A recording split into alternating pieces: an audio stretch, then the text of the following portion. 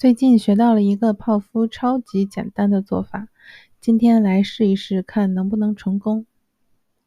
准备一个深一点的小锅，倒入100克水，50克黄油，2克糖，1克盐，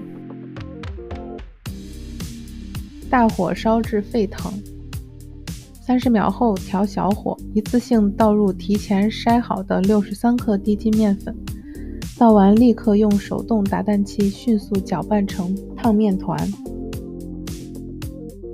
一直搅拌到锅壁出现凝固物再关火，停止搅拌。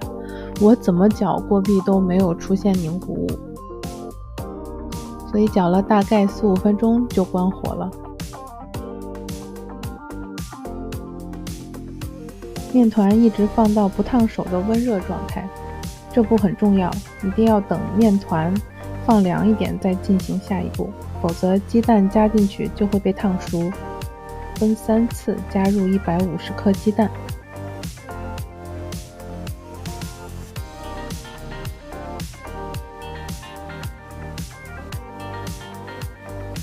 每一次加入都要充分搅拌。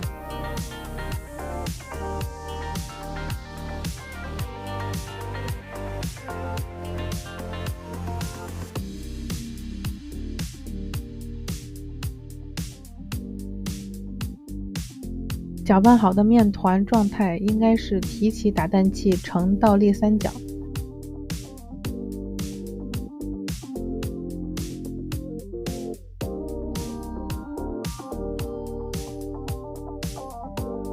拌好的面糊装入裱花袋，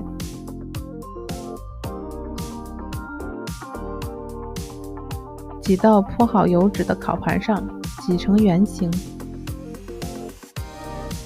挤的时候注意间距，每个面糊之间留点空间，给泡芙充分膨胀。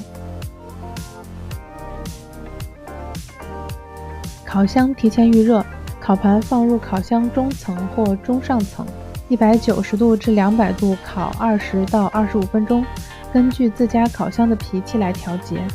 观察表面上色和泡芙膨胀的状态，烤好的泡芙立刻取出，等待冷却后挤入奶油馅儿。250克淡奶油加入15克糖粉打发，淡奶油不要打发过度。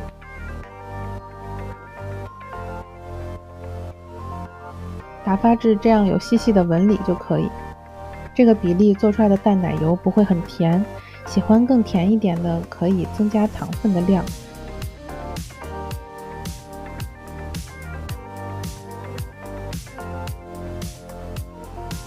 打发好的淡奶油装入裱花袋，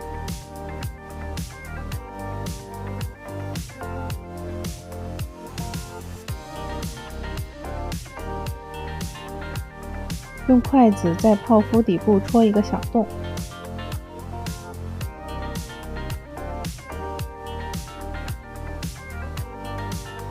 然后挤入淡奶油，一定要装裱花嘴儿，最好选用小口径的圆形裱花嘴儿。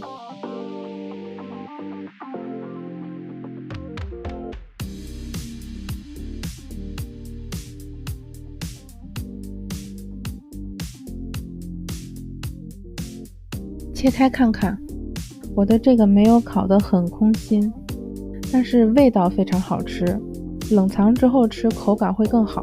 这个方子的量不大，不用担心做多了吃不完，毕竟自己做的没有添加剂，放不了太长时间。